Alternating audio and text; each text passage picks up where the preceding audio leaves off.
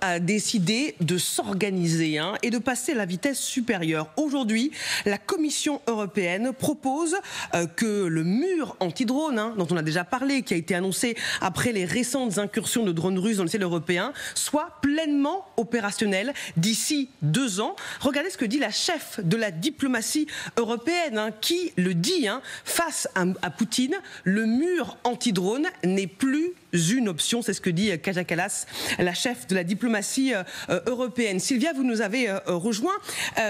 En quoi ça va consister, ce projet qui devrait voir le jour d'ici 2 ans? Effectivement, objectif être opérationnel en 2027. Son nom, Initiative européenne pour les drones. Et dit une urgence vu les incursions effectivement du mois dernier.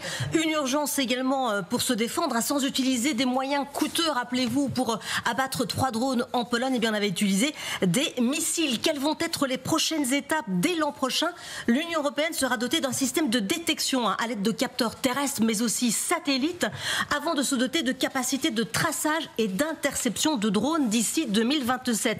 L'initiative, vous le voyez, elle concernera tout d'abord les pays les plus proches de la frontière, c'est-à-dire tout le flanc est, 2500 km de frontière, avant de s'étendre aux autres pays. Un mur qui serait multisystème, caméra, système acoustique, radar, détecteur de fréquence. Il serait aussi multi-armes, mitrailleuses, canons, missiles, brouillards, drones d'interception et même des lasers. L'Ukraine, elle serait aux avant-postes, Marie-Aline, pour aider l'Europe, vu sa grande expérience. Alors l'initiative, on l'a dit, est présentée en détail aujourd'hui. Elle doit être avalisée, comme on dit, lors d'un sommet à Bruxelles la semaine prochaine. Oui, mais attention, ce n'est pas une initiative qui fait l'unanimité, notamment dans le sud, à l'ouest de l'Europe. La France, par exemple, par la voix du chef d'état-major de l'armée de terre, indique que ce mur devra démontrer sa pertinence. Voilà ce que dit Pierre Schill. Il n'y a pas de martingale contre les drones, dit-il. L'Allemagne redoute de son côté le coût de ce mur, estime qu'il pourrait empiéter sur les compétences de l'OTAN. Il faudrait aussi que ce mur s'intègre dans les systèmes de défense aérienne et antimissiles de l'OTAN. Le secrétaire général de l'Alliance y a déjà en partie répondu. Écoutez-le. Il n'y a pas de double emploi. Je tiens à le dire une fois pour toutes, l'Union européenne et l'OTAN travaillent en étroite collaboration et nous connaissons nos forces respectives. Voilà. Alors pour la France et l'Allemagne, il y a aussi la question du contrôle qui est centrale. Autre critique, les limites technologiques de ce mur. On sait que ça évolue constamment. Il faudra se mettre à jour sans arrêt. Et puis d'autres pays estiment aussi que la défense, c'est le seul ressort de l'État, qu'il y a une ingérence de la Commission européenne. Voilà donc tous les défis qui posent ce mur, défis qui seront âprement discutés la semaine prochaine à Bruxelles. Merci Sylvia. C'est intéressant. Il y a une volonté, il y a une urgence, mais il y a quand même des dissensions dans la mise en place de dispositifs. Oui, parce que ce mur anti-drone, en fait, il ne fait pas du tout l'unanimité, parce qu'en fait, on ne voit pas très bien comment concrètement, côté français, en tous les cas, protéger comme ça, mettre un mur sur 2500 km de long, ça va marcher. Juste un exemple. Oui. On a beaucoup parlé de ces drones qui ont survolé les aéroports au Danemark. Bon, ils ne sont pas partis de l'autre côté du mur anti-drone, ils ne sont pas partis de l'Est. D'après tous les résultats des enquêtes faites par les Danois, c'est parti probablement d'ailleurs de bateaux qui étaient dans la Baltique.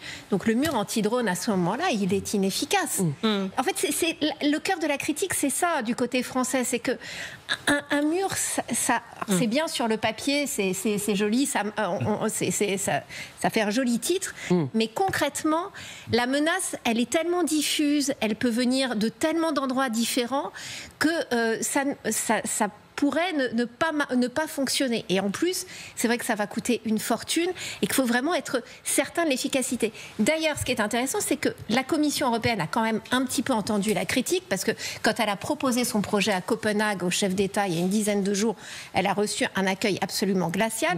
Et maintenant, on ne parle plus vraiment de mur anti-drone, on parle, comme le disait Sylvia, d'initiative anti-drone, pour essayer de justement retirer ce côté mur, parce qu'on a bien compris que les lignes Maginot, ça ne marchait pas très bien. Que dit notre spécialiste des questions de défense? Oui, alors bon, tout a été dit excellemment, donc je ne peux pas commenter sur le plan technique, militaire, etc. Après, moi je pense qu'il y a deux aspects. Du point de vue des opinions publiques, qui sont quand même très inquiètes, et que tout effort de défense rebute ou pourrait diviser. Là, je trouve que l'idée de mettre un mur, c'est assez malin parce que c'est défensif, c'est vraiment pour protéger. Vous voyez, il y a un aspect un peu confort, c'est-à-dire c'est pas on va intervenir en Ukraine, on va aider directement les Ukrainiens sur leur sol contre les Russes. Et d'autre part, je pense qu'il faudra voir concrètement ce que veut dire ce mur, parce qu'il y a d'autres initiatives antérieures, rappelez-vous, qui ont été lancées par les États baltes pour justement fortifier leurs frontières. Peut-être que ce mur anti-drone, ça va venir subventionner ou compléter des éléments qui sont aujourd'hui du ressort des États baltes. Et dans ce sens-là, moi je pense que ça aura quand même... Il faudra vraiment voir ce qu'il y a derrière, mais si ce sont des équipements, par exemple, anti-aériens, si ce sont des batteries d'artillerie, etc., ce sont des choses qui peuvent être aussi utilisées contre d'autres types d'attaques militaires. Or, aujourd'hui, vous savez qu'un des principaux défis qu'a l'Alliance Atlantique, c'est la fameuse défense des États baltes, avec très peu de profondeur, et la possibilité, ça a été, je crois, encore évoqué cette semaine par le renseignement allemand, que les Russes nous testent d'ici 2029, et s'ils le font, ils le feront probablement sur ce point faible que sont les États baltes. Grégory Phillips.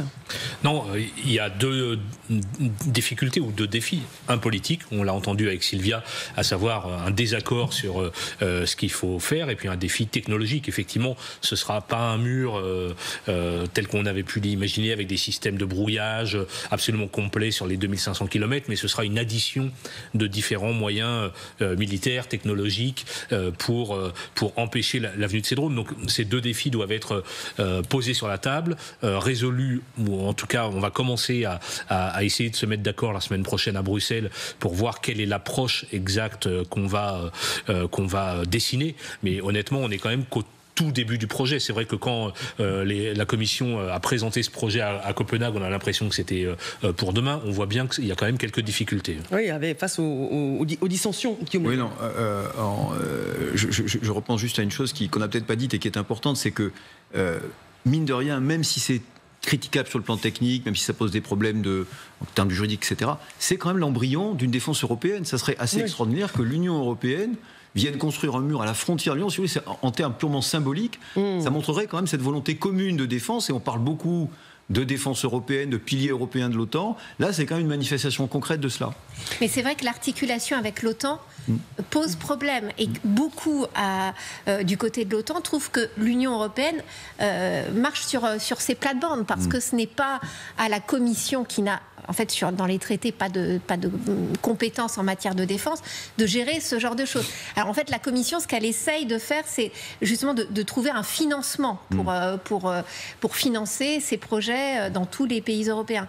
Mais c'est vrai que Ursula von der Leyen et Kubilius, son commissaire à la défense, lituanien en plus, qui est lituanien, voilà, sont assez critiqués sur ces initiatives qui sont plutôt de la compétence de chaque État ou de l'OTAN. Oui. Je suis d'accord. Oui. Mais à un moment donné, si on veut faire quelque chose en Europe, il faut bien passer par la Commission. Voilà.